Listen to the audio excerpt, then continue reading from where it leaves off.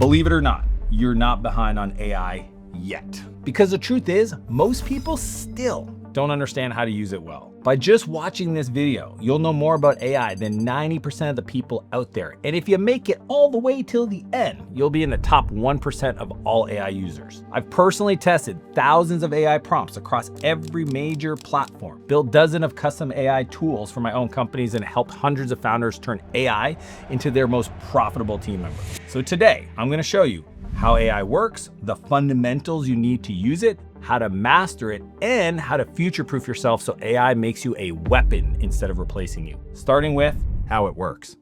Essentially, you've got all the world's information. I'm talking videos, podcasts, documents, Reddit, threads. And then AI analyzed it, and then it did this mathematical equation. It broke all that text into tokens, and then it tries to predict the most logical next token based on what you gave it.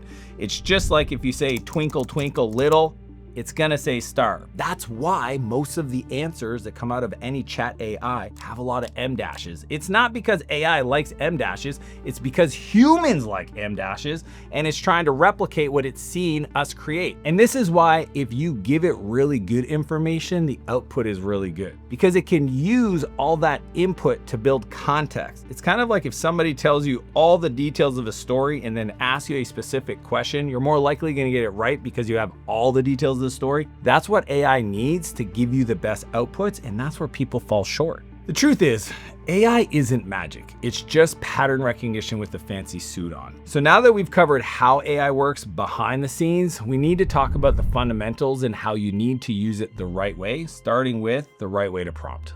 The more information you give it, AKA the prompt, the better the output will look. Did you know you can give it like 2-3 books worth of information about your question before it even gives you an answer? Most people are giving it a text message. It's giving it nothing.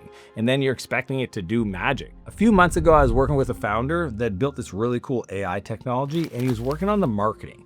And he was having a really hard time getting the marketing to actually communicate what his product did.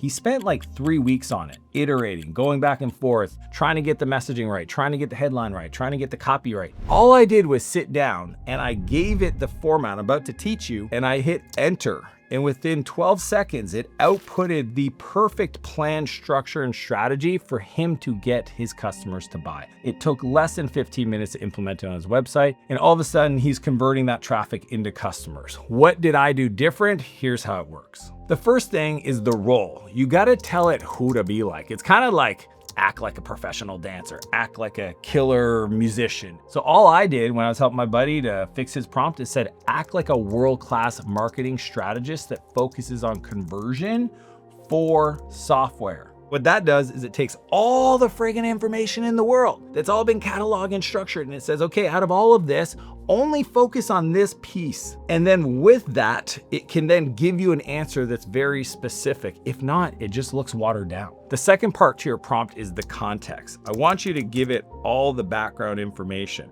If you have marketing documents, you have transcripts from a call, you have any kind of standard specification, the more you can give it, it can use that in its little brain for that prompt to guide it in its output. The third is the command. You have to be very specific. Whatever you want it to do, tell it. Be very explicit. I always say make the implicit explicit when we're prompting. And the last and the fourth is the format. Oftentimes for me, I don't want these long, lengthy outputs. I want bulleted lists. I want it short and concise. I want it in a table format. I want it in a PDF. The format is how you take that output and then use it in other tools. You might want to put it in a CSV so that you can import that into another tool, but if you don't tell it that, it's not going to know what format you want. If you do those things, you will notice a complete difference in the output. I'll even go as nerdy in the format where I'll say, here's the format, then give it a template to follow, then hit enter, and it can't go outside of those parameters.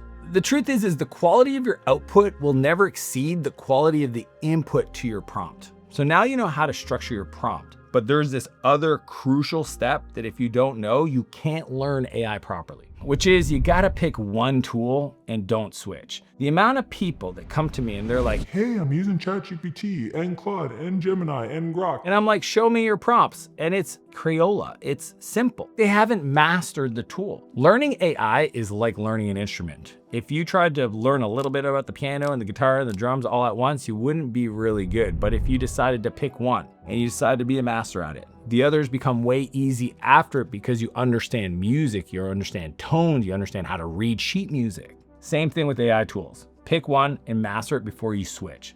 Once you understand how one works, the others are way easier to pick up.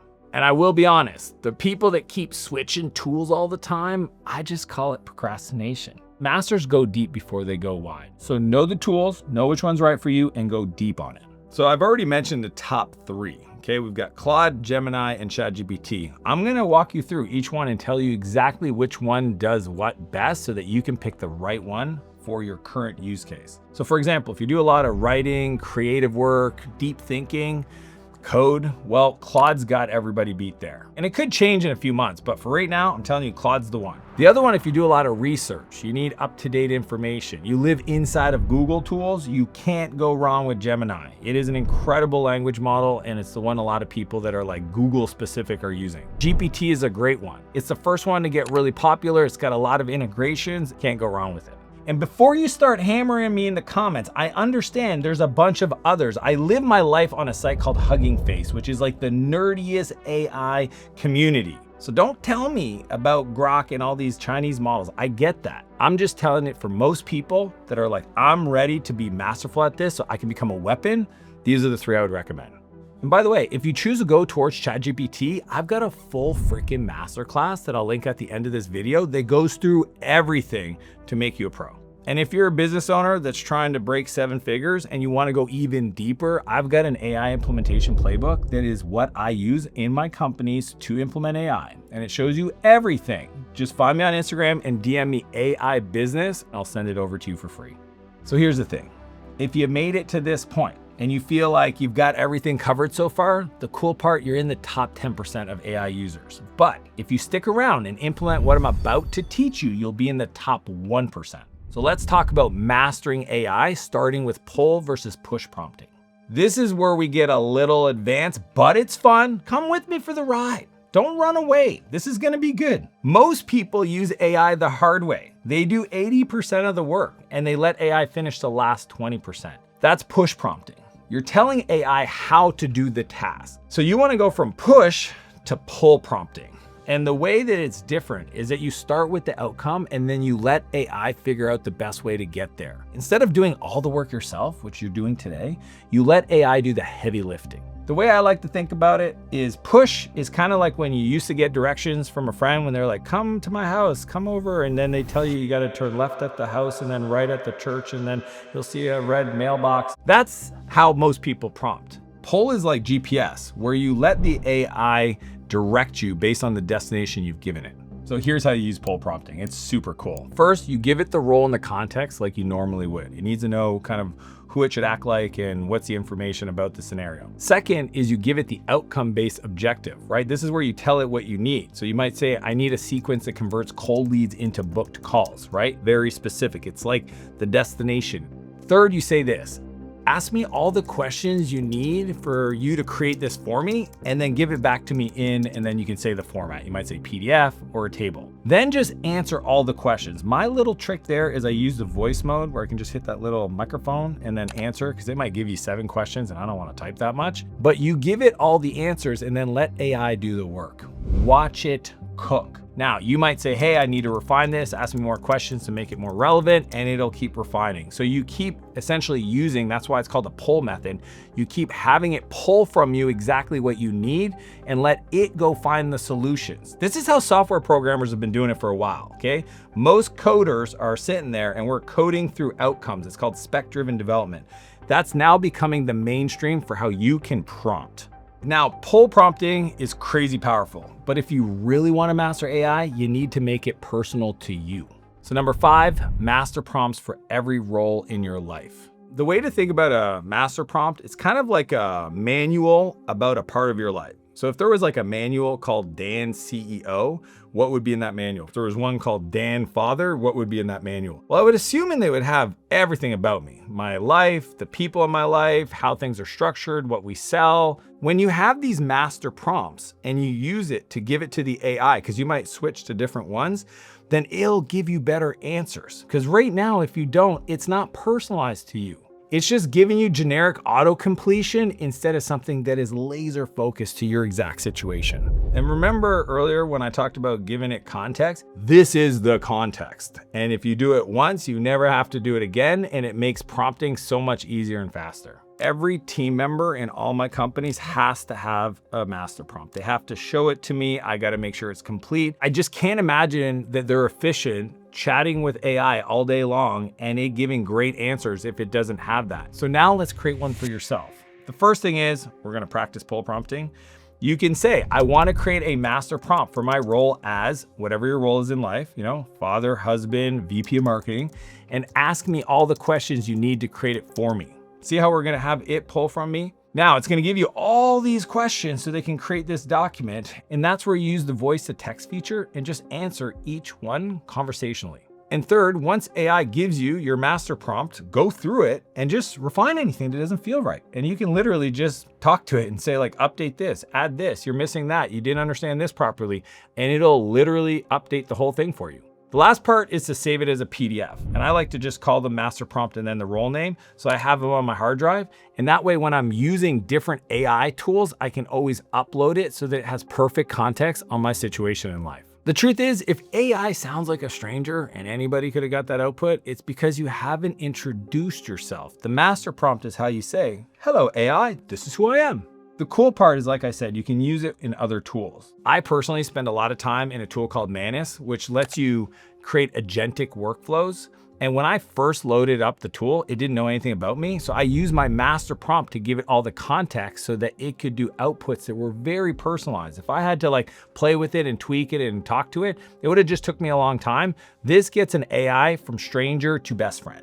So now you get the master prompts. You have a way to give the context to the AI so that you guys are best friends. But what if you're trying to get an output and you like the output and you want to repeat it and keep it consistent?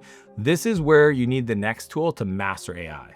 Number 6, system prompts. Think of a system prompt like a recipe, and it has all the structure and you have the ingredients, but the sequencing matters. How you do what you do in the order will dictate if you have a big pile of mush or you have a beautiful chocolate cake. So if you're chatting with the AI and eventually it gets an output that you're like, oh my gosh, this is great. Why did it take me 17 minutes to get to that output?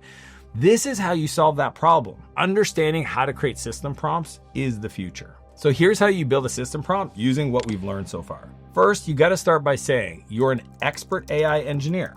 I want you to create a system prompt that does X. Ask me all the questions you need to create. See how I'm using the poll structure? Next, once it gives you all the questions, answer them using the voice to text feature, then test the response you get back. The third, if something needs to be tweaked, just tell it to refine it. It's literally you code system prompts with words. Once it's dialed in, then you copy that system prompt into a custom GPT or a Claude project or a Gemini Gem. And then you've got a system that works for you on repeat without ever having to give it instructions ever again. I use this for strategic work. I use it for research work. I use it to create systems for my team to follow where I can give them the link and say, look, just give it the topic and it'll do something for us. That way you take the complexity of AI and just make it really simple for everybody else to use. You're basically building little machines that take care of work for you so that you can focus on the fun new stuff. Now here's a pro tip. A while ago, there was a leak. All the complex system prompts from the top AI tools, I'm talking Perplexity, Notion, Lovable, and 20 plus others, were actually collected and put together. So if you want to go see what the world's best system prompts could look like, just search system prompts and models of AI tools on GitHub, on Google, and you will find the link and you can go look at each one of them to understand how powerful these can be created to do literally anything for you, like build mobile apps or reconcile financial details. So now you know how to use AI better than most people ever will. That's the truth. But here's the thing. AI is evolving fast. I'm talking every day. And if you want to stay ahead, you need to make sure AI will never replace you. Which takes us to our last point, but the most important one, which is future-proofing yourself, which comes down to taste, vision, and care. There are three things that when I sat back and I asked myself, like, what are the areas of human existence, of life, that I feel is gonna be really hard to disrupt? I feel like things like our taste for what is great and our vision for things that don't exist that should, or caring about other people. What a crazy idea. I really don't think that AI is gonna be able to do that well. Simulate it maybe, but I'm talking heartfelt, empathetic conversations. That takes you. Machines can optimize what already exists, but humans imagine what doesn't. First thing is taste.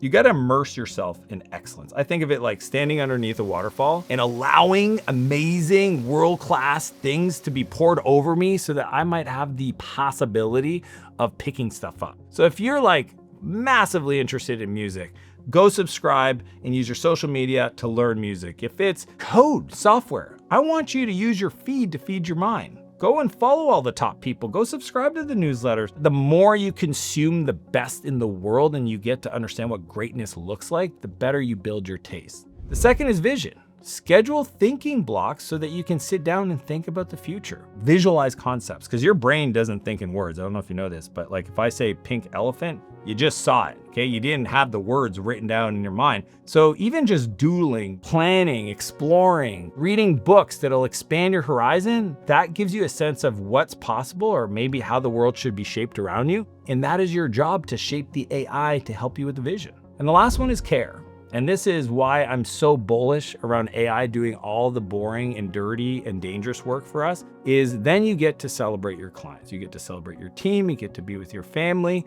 You get to use it to create more, because you were born to be a creator. Like, that's what you're here to do. Then you have the time to collaborate with people authentically. Start thinking about ways you can get out in the world and show that you care and contribute and just connect with people. I really think that AI has enabled us to have this deep desire to be around other people. It's why you see events having record number of people showing up and sold out in no time, because we have a deep need for connection.